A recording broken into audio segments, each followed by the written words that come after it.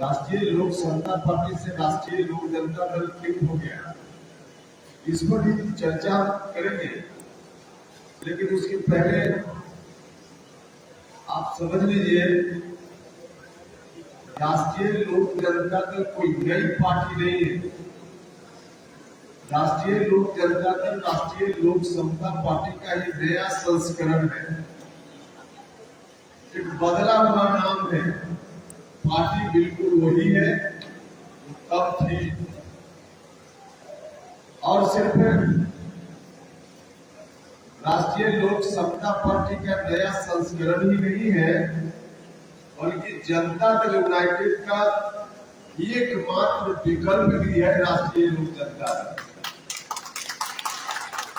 जब हम लोग राष्ट्रीय लोक समता पार्टी चलाते थे, उस वक्त भले हम लोग की आवश्यकता राष्ट्रीय लोक समता पार्टी थी, लेकिन आम लोगों के लिए उतना आवश्यक नहीं था। आज की तारीख में आम लोगों के लिए राष्ट्रीय लोक जनता दल की नितांत आवश्यकता है, और ऐसा इसलिए कि तब जनता दल यूनाइटेड भी सक्रिय रूप में काम कर रहा था। जो बात हम लोगों से कहते थे, वही बात जनता दल यूनाइटेड के लोग भी कहते थे। नीतीश कुमार जी का नेतृत्व था तो लोग उनके साथ ज्यादा होते थे, हम लोगों के साथ कम होते थे। लेकिन आज की तारीख में जनता दल यूनाइटेड धीरे धीरे अब समाप्ति के कगार पर है। जनता दल यूनाइटेड का अस्तित्व भी लगभग समाप्त है। वैसी स्थिति में कोई एक पार्टी तो चाहिए जो जनता दल यूनाइटेड या हमारी तब की पार्टी राष्ट्रीय लोक समता पार्टी को चाहती थी, उसके अनुकूल, लोगों की इच्छा के अनुकूल कोई पार्टी तो उस जगह को भरे। तब उस जगह को भरने का काम जनता दल यूनाइटेड करता था। आज जनता दल यूनाइटेड धीरे धीरे समाप्त, दूसरी पार्टी जो उस जगह को भरने का भी काम करेगी, वही पार्टी राष्ट्रीय लोक जनता दल। आज देख रहे हैं जिस तरह से संकट समाज के ऊपर आया। जातीय जनगणना की रिपोर्ट सरकार ने जारी की, उस रिपोर्ट में जितनी खामियां हैं, उन खामियों के खिलाफ कोई बयान भर देने के लिए कोई एकाध व्यक्ति बयान देना चाहते हैं, लेकिन कोई भी पार्टी मजबूती से इस विषय को हाथ में लेने का काम कर रही है। कोई पार्टी नहीं कर रही है। सिर्फ एक पार्टी जिसका नाम राष्ट्रीय लोक जनता दल है, यही पार्टी लोगों के इस मौजूद सवाल को अपने हाथ में लेने का काम कर रही है। और जिस तरह से जातीय जनगणना में जो कमजोर वर्ग के लोग हैं, खास करके उनके साथ एक तरह समझिए कि कहने के लिए न्याय की बात, लेकिन पूरे तौर पे अन्याय का काम हो रहा है। ऐसा सिर्फ हम नहीं बोलते या कुछ लोग के मन में सिर्फ शंका है, ऐसा नहीं। शंका तो स्वाभाविक है, क्योंकि जो आंकड़ा जुटाया गया है, बहुत सारा गांव जहां कोई कर्मचारी गया ही नहीं। जब से जातीय आंकड़ा सरकार ने जारी किया, लगातार लोग हर जगह से हम लोगों से बात करके कहते कि हमारे गांव में कोई आया ही नहीं, हमारे टोला में हमसे कोई पूछने ही नहीं आया, तो जातीय आंकड़ा कैसे निकाली जाए। और सिर्फ जातीय आंकड़ा ही नहीं, इसके साथ आर्थिक आंकड़ा भी जुटाने की बात सरकार कर रही है। आर्थिक आंकड़ा भी जुटाना ही था, यह बात सही है। लेकिन ठीक है कि जातीय आंकड़ा मेरे आपके गांव में कोई व्यक्ति गया हो और हम नहीं रहे हो, तो वहां अड़ोस पड़ोस के लोगों से पूछ करके मेरी जात के बारे में या मेरे परिवार में कितने लोग हैं, उनकी संख्या के बारे में तो हमारा पड़ोसी भी बता दिया होगा, यह संभव है। लेकिन कितनी हमारी संपत्ति है, हमारी संपत्ति गांव में ही है कि गांव से बाहर भी है। हमारी संपत्ति पटना में भी कोई मकान है, दिल्ली में भी कोई मकान है, हमारे अकाउंट में कितना पैसा है, इसकी जानकारी किसी दूसरे व्यक्ति से कैसे मिलेगी? इसकी जानकारी तो वही व्यक्ति दे पाएगा जिसका वो मामला है। तो कहीं किसी से इस तरह की जानकारी इकट्ठी नहीं की गई, और जब ऐसी जानकारी नहीं इकट्ठी की गई तो आर्थिक आंकड़ा इनके पास कहां से आ गया? जो स्थिति आज बन रही है भाइयों और मित्रों, एक अभी 2 दिन पहले अखबार में खबर छपी थी और उसके अनुसार सरकार ने अभी जो जातीय आंकड़ा जुटाया, इसके अतिरिक्त 2015-16 में क्या बताई गई और आज जो संख्या बताई जा रही है, मात्र 5-7 वर्षों में जमीन आसमान का फर्क है। 2-3 जातियों का आंकड़ा मैं आपके सामने प्रस्तुत करता हूँ। एक है बहेलिया जात। बहेलिया जो पक्षी मारने का काम पेशा के तौर पर जिस जात के लोग करते हो, बहेलिया की संख्या उस वक्त मतलब 2015 में सरकारी आंकड़ा के हिसाब से ही 67,535 था। ठीक से सुनिएगा, बहेलिया की संख्या 2015 में 67,535 था और अभी जो जातीय आंकड़ा सरकार ने दिया है उसमें मात्र 8,026 है। बताइए कहा 67,000 और 5-7 साल में उसकी संख्या घटकर हो गई 8,000। चंद्रवंशी समाज जिसको अलग अलग इलाके में कहा जाता है, चंद्रवंशी लोगों की संख्या उस वक्त 2015 में 30,32,800 थी। 30,32,800। अभी जो सरकार ने आंकड़ा दिया है उसमें 21,55,644, मतलब 9 लाख लोग चंद्रवंशी समाज के इन 5-7 वर्षों में कहां चले गए, अब सरकार को बताना चाहिए। मालाकार, उसको माली भी कहा जाता है, माली लोगों की संख्या 2016 में 13,15,465 थी। 13,15,465 और अभी जो सरकार ने आंकड़ा जारी किया है इसमें 3,49,285। मतलब ये 13 लाख से 3 लाख पर मालाकार माली लोग चले गए। तो इतने 5-7 वर्षों में इस तरह का आंकड़ा, और 5-7 वर्ष पहले भी जो आंकड़ा जिसकी हम चर्चा कर रहे हैं वह आंकड़ा भी किसी हमने आपने नहीं तैयार किया, वह आंकड़ा भी सरकार के उसी सामान्य प्रशासन विभाग ने ही एकत्र किया था जिस सामान्य प्रशासन विभाग ने अभी जातीय आंकड़ा जुटाने का काम किया। तो दोनों आंकड़ा सरकार का है। अब बताइए कि सरकार के आंकड़ा के हिसाब से ही इन लोगों के साथ अन्याय हो रहा है कि नहीं हो रहा? अब जो बहेलिया के साथ अन्याय हो रहा है, चंद्रवंशी समाज के साथ अन्याय हो रहा है, मालाकार समाज के साथ अन्याय हो रहा है, तो दूसरी जात के लोगों का यदि अनुमान है कि हमारा कभी इतना था, इतना प्रतिशत था, आज इतना प्रतिशत कैसे हो गया, तो इसका जवाब कौन देगा? इसका जवाब सरकार को देना, सरकार को देना।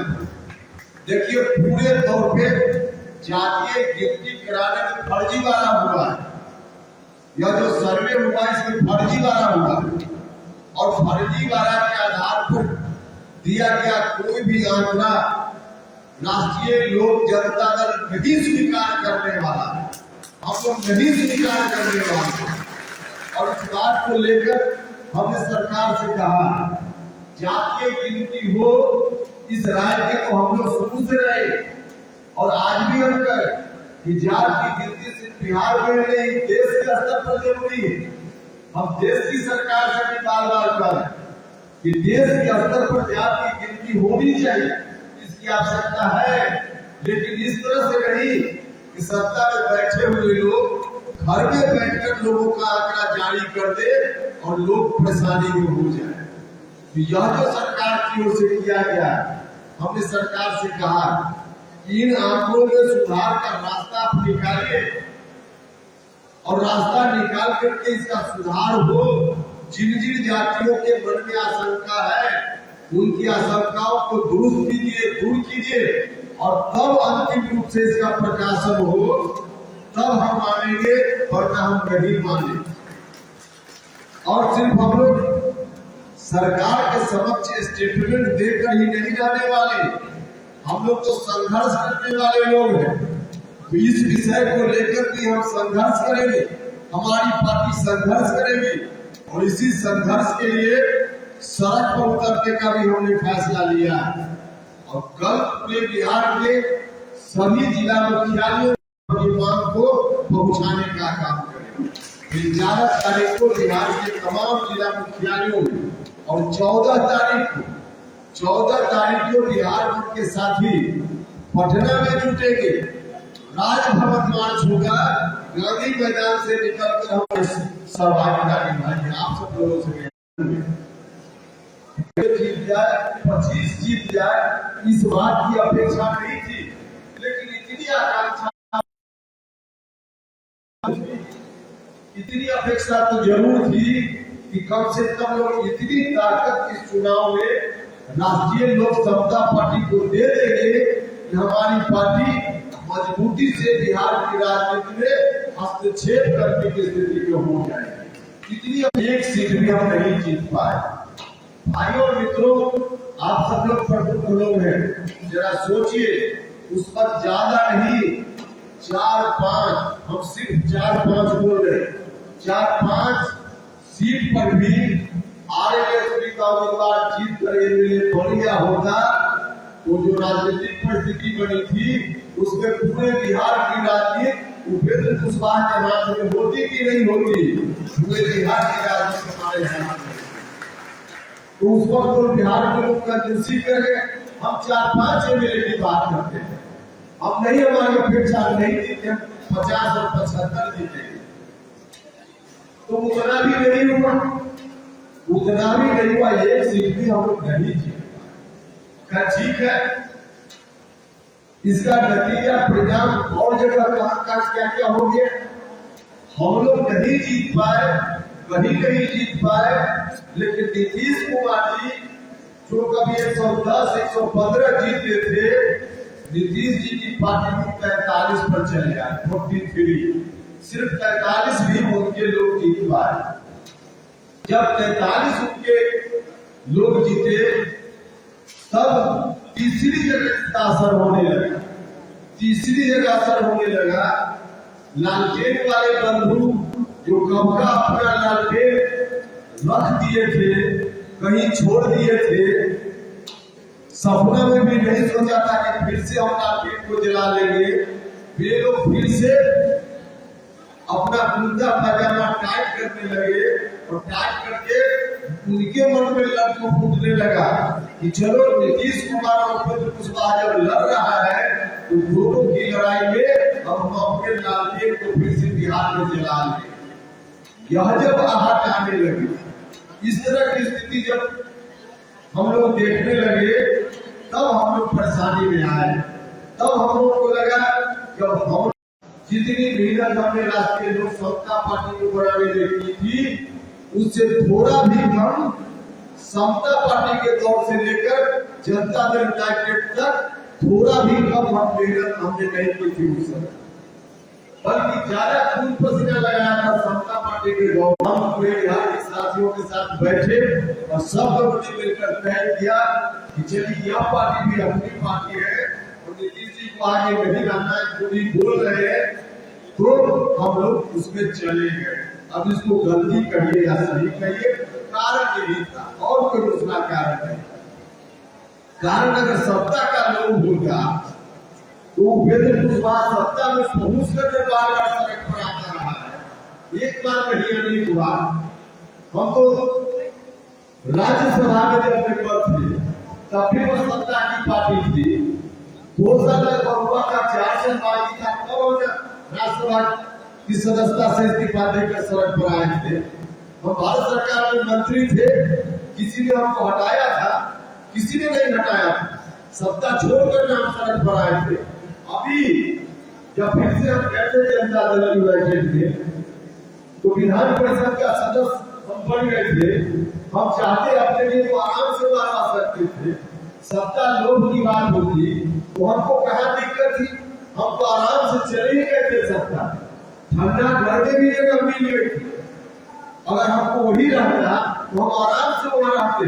लेकिन मुझको लगा कि अब ऐसी परिस्थिति में जब नीतीश कुमार जी ने खुद ही कहा दिया, और जब हम लोग गए थे नीतीश जी के साथ अभी विलय किया था, तब सपने में भी हम लोगों ने नहीं सोचा था कि नीतीश जी, जिनका भी पूरा का पूरा राजनीतिक जीवन आरजेडी के विरोध पर ही का पूरा राजनीतिक जीवन टिका हुआ है। समता पार्टी की स्थापना ही हुई थी आरजेडी के आतंक और पखंड के खिलाफ। और पहले की बात तो छोड़ दीजिए, 2020 जो विधानसभा का अंतिम चुनाव हुआ है अभी के पहले, उस चुनाव में भी नीतीश जी का क्या नारा था? गांव में जाते थे तो क्या बोलते थे? चुनाव के समय 15 साल बनाम 15 साल की बात करते थे। आरजेडी के समय का जो खौफनाक मंजर था, उसी को याद दिलाकर जनता से नीतीश जी ने 2020 में भी वोट लेने का काम किया। तो पूरा का पूरा उनका भी राजनीतिक जीवन आरजेडी के विरोध पर ही था। हम लोग सपना में भी नहीं सोचे थे कि यही नीतीश कुमार जी कभी सर के बल खड़ा हो जाएंगे और आरजेडी के समक्ष सीधे जाकर सरेंडर कर का जो शहजादा है, उस शहजादा को बिहार का अगला नेतृत्व देने की बात करने लगेंगे। कभी सपना में भी हम लोगों ने नहीं सोचा। तो हम लोग चले गए उनके साथ। लेकिन जब नीतीश कुमार जी ने सीधे तौर पर फरमान जारी कर दिया, फिर नीतीश जी ने ऐसा ही किया, और जब ऐसा किया तब फिर हम लोग विचार करना पड़ा, और विचार करने के बाद एक बार फिर से निर्णय लेना पड़ा। हम आपसे कहने आए बोल की भाई बोल, आप सब लोगों ने हमेशा साथ दिया। हमने रास्ता जरूर बदला है, लेकिन लक्ष्य कभी बदलने का काम नहीं, लक्ष्य बदलने का काम नहीं। आप भी यहाँ से जाते हैं कभी कभी पटना, तो पटना जाने के रास्ते में अगर ट्रैफिक जाम होता है तो बाएं जैसे दूसरा रास्ता पकड़ते कोई खड़े रहते हैं जब तक ट्रैफिक खत्म न हो। रास्ता बदलता है यहाँ चलने में, अगर ट्रैफिक जाम हो तो बदल जाता हो जाता, लेकर लोग आगे पहुंचता है। हमने भी राजनीति का काम किया है, कहीं कहीं ट्रैफिक जाम मिला तो हमने रास्ता जरूर बदला, लेकिन लक्ष्य जो है पटना जाने का, उस लक्ष्य में कभी हमने बदलाव नहीं, बदलाव हमने किया है और न आगे भविष्य में इस जीवन में कभी बदलाव करेंगे। या भी आपके साथ कहना चाहता हूँ, आप सब लोगों से आगे, सभी लोगों से आगे, सब लोग मिलकर के पूरी ताकत के साथ आगे बढ़ने का काम कीजिए। हमारे साथ सब पार्टी के लोग हैं, किस परिस्थिति में हमने विलय किया और किस परिस्थिति में पार्टी बनी। आज की तारीख में वाकई राष्ट्रीय लोक जनता दल ही एकमात्र पार्टी है जो गांव के गरीब गुरबा लोग हैं, अति पिछड़ा समाज के लोग, दलित समाज के लोग, अल्पसंख्यक जमात के लोग या सवर्ण समाज के भी लोग, न्याय पसंद लोग हैं, सबके लिए आशा की किरण के रूप में यही पार्टी है राष्ट्रीय लोक जनता दल। इसलिए सभी लोग आज हमारी पार्टी की ओर देख रहे हैं। मैं आपसे गुजारिश करना चाहता हूँ, जिन मुद्दों को लेकर हमारी पार्टी चलते रही है वह मुद्दा आज भी है और इन मुद्दों को लेकर हम आगे चलते रहेंगे। आपका उत्साह बना रहना चाहिए, आपका उत्साह बना रहना चाहिए। तो आपके मन में जो भी कंफ्यूजन, जो भी भ्रम की स्थिति पिछले दिनों बनी हो, उन तमाम भ्रम की स्थिति को निकालिए और फिर से एक बार भरोसा करके हमारे साथ चलिए, हमारे झंडा को लेकर के गांव गांव में जाइए। तमाम जाति धर्म के लोगों से मेरी अपील है मेरे आगे कि सब लोग मिलकर पार्टी की मजबूती के लिए बढ़िए चलिए। निश्चित रूप से बहुत देर नहीं है, हम लोग लक्ष्य तक पहुंचे। भाइयों और मित्रों, अब लोकसभा का चुनाव होने वाला है। हमारी पार्टी एनडीए गठबंधन का हिस्सा बन गई। एनडीए गठबंधन में हम शामिल हो गए, लेकिन एनडीए गठबंधन में कहा किन सीटों पर कौन पार्टी लड़ेगी फाइनल नहीं। जब फाइनल होगा तब आपको भी जानकारी मिल जाएगी राष्ट्रीय लोक समता पार्टी की ओर से कहां से उम्मीदवारी होगी और गठबंधन की और पार्टी की ओर से कहां से उम्मीदवारी होगी। तय होना बाकी है, तय होने में कोई कठिनाई नहीं, निश्चित रूप से बहुत आसानी से हम लोग तय कर ले।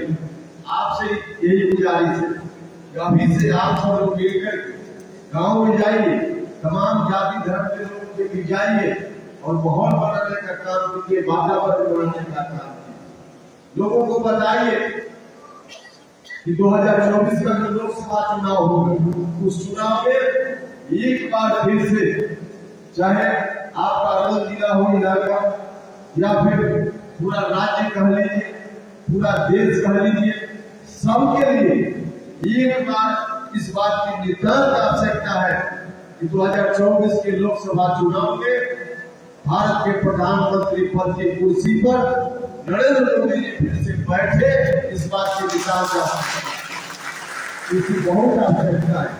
इसे लोगों को बताइए, समय पर हम लोग जब तय कर लेंगे कि कौन कौन सीट पर हमारी पार्टी, कौन कौन सीट पर और पार्टी, उस समय उसके हिसाब से फिर अभियान चलेगा।